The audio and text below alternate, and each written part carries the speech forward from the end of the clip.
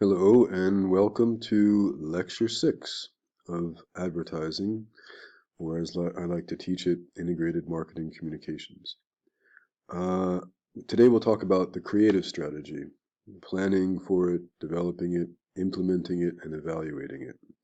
We'll look at some creative approaches, and then we will spend some time talking about how to evaluate the creative outputs of the agency if you're working for an agency, or even how to evaluate the creative outputs that you yourself develop.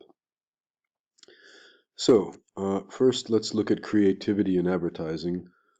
What is creativity, we would ask, right? And it's a good question. What is creativity? Some would say, well, it's, I don't know how to define it, but I know it when I see it.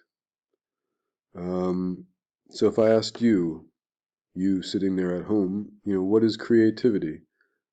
You might say things like, well, it's, involves being unique, perhaps, being different, somehow special, interesting. But, we can say that maybe it is being different, it is being unique, right? If you're really truly creative, you do something different than other people, find a different solution. Carl Jung, the noted psychoanalyst, said, "The creative aspect of life, which finds its clearest expression in art, baffles all attempts at rational formulation.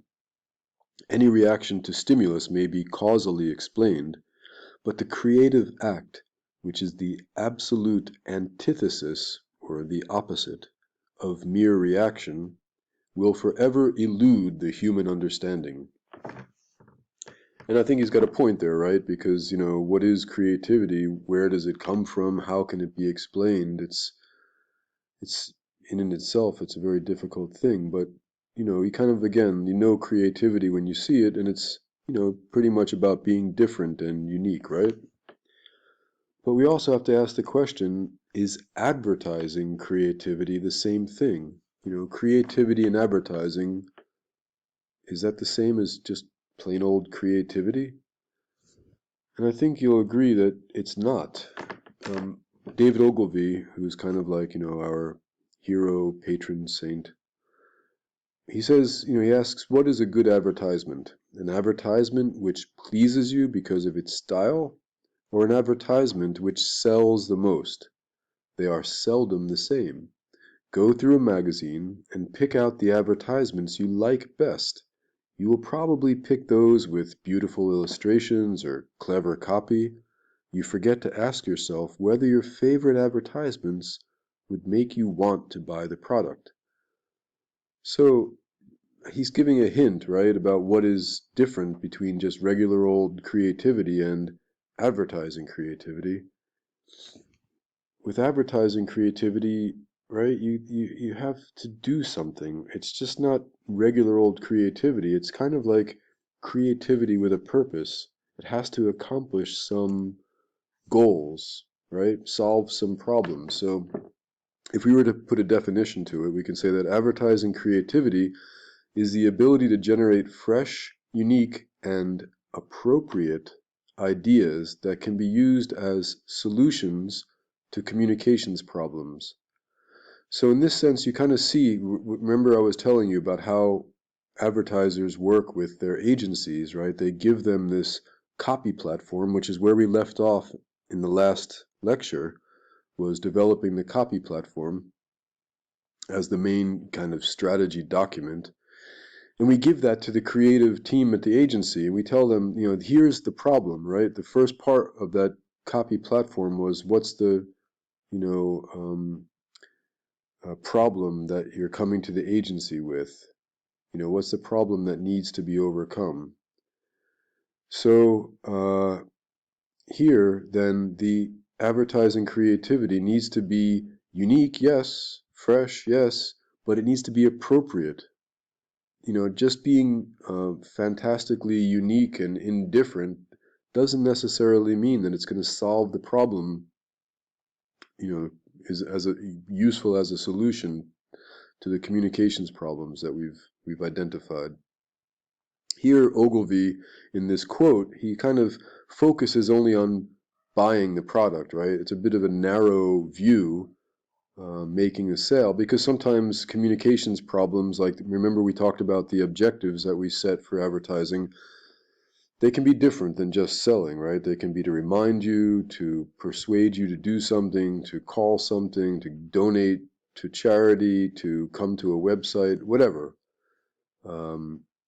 So, it really depends on what the objectives are and how we solve them, but the key thing is to be appropriate and unique and fresh. That uniqueness and freshness, this is what helps bring attention to the ad, right? Which is the first and foremost goal of any advertisement. So let's continue on talking about the creative process. This, despite what Carl Jung said, it's actually been researched a lot by psychologists, and they've kind of settled upon a sort of understanding of the process, the steps that are involved. Some make it 5 steps, but most models kind of reduce it to four basic steps. And it begins with preparation. In order to be creative, you need to be adequately prepared. If, for example, if you want to write music, you need to have learned, all the music theory, right? If you want to be creative in visual arts, painting, you've really got to, be prepared and have trained in it, right? Well, similarly, with advertising creativity, this preparation involves certain inputs. What do you think those inputs might be for the creative process? Remember, we're talking about the creative team, the actual creative that's involved, the copywriter, the person who's making the advertisement. What does that person need in order to be developing unique, fresh, and appropriate solutions? Well, here's a hint. Remember we talked about the 3 ingredients to advertising.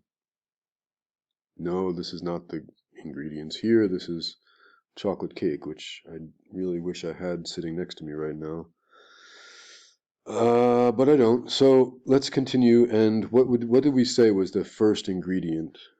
Remember I showed you this this picture of an old water pump from a farm. It was strategy, right? We said that strategy is the main and necessary first ingredient. So we have to have strategy sessions with the agency and the brand team. We have to develop the strategy based on good analysis, right? That's our kind of the effort that we put into it, right? We need to prime the pump. We need to put energy into pumping the water. We're only going to get the water to flow if we put enough effort into it. And that's our effort, is this developing the strategy. And we give them a copy platform, right? We do what's known as the briefing session. So we give them a creative brief, also known as a copy platform statement, but we brief them. And then importantly, after we give them this brief and, explain to them what the problem is, what we need from them, we need to expect from them a debriefing. So typically they go away for a week or so, or a couple days, and we demand from them, if you don't tell them, they may not do this, but we need to get them to come back to us and explain in their own words how they see the brief, what they understand from it, so that we can make sure that we're on the same track. So they'll present to us their debriefing, and then we'll be sure that we're on the right track. And also it's a chance for us to correct them if sometimes, which happens, that they understand it differently. They didn't quite get it. Maybe we weren't clear.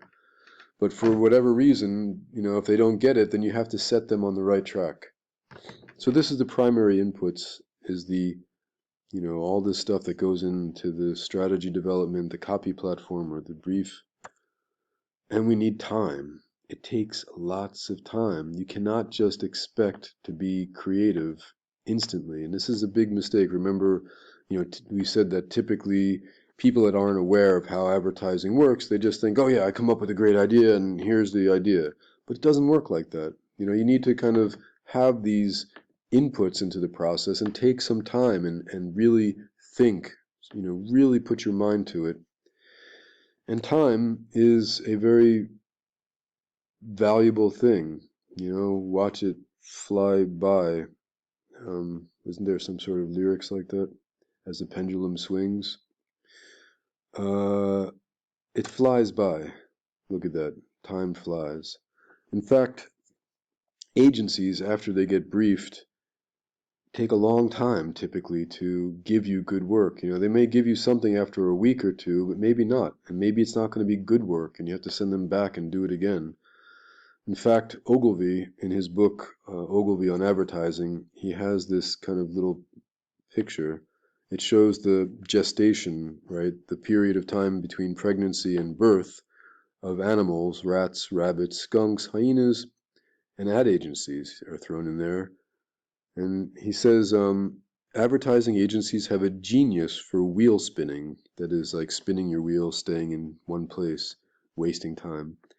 The average time it takes them to produce a campaign is 117 days, faster than goats, but slower than hyenas. So the point here is that, you have to plan for this type of, situation, how much time it's going to take. You cannot just snap your fingers and get a great advertisement, television ad. And it also takes time to produce it, right?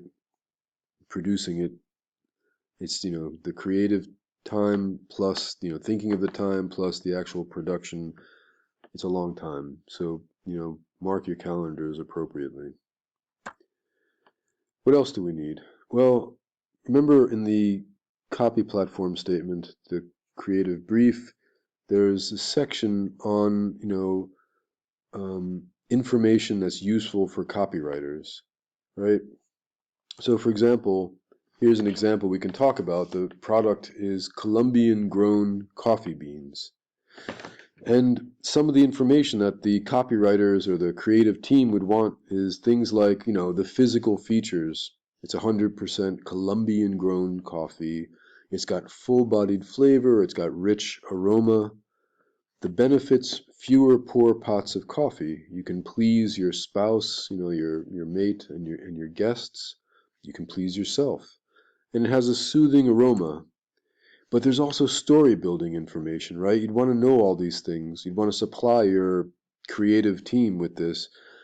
You talk about the coffee growing tradition or the culture from the mountains of Colombia. Maybe talk about how the consumers use it, early morning enrichment, the best part of the day. So when given this information, the agency, Doyle Dane Bernbach, they actually had this client, the National Federation of Coffee Growers of Colombia, and back in 1959 they created this fictional character called Juan Valdez, and they used that in the advertisements from 1959 to the current day. Like they're still using this, and this kind of personifies Colombian grown coffee beans, right? He's like a coffee grower. He's got his mule, his sidekick mule. I think the name is Conchita. And this kind of, characterizes the Colombian coffee and sets it apart from any other country that grows coffee. So they've used it, 100% Colombian coffee, hand-picked to become the richest coffee in the world. That's their slogan. And you can see here's a more, a magazine ad showing Juan Valdez and Conchita dressed up in tuxes. So this is the kind of information you'd want. So you have this preparation, right? Lots of homework you have to do. The next step in this process is incubation. When babies are born prematurely, they go into an incubator, or when you have eggs, like chicken eggs, you put them under a warm lamp. That's called incubation, where it takes time, to grow internally. And I'm running out of time now, so I will see you in another segment.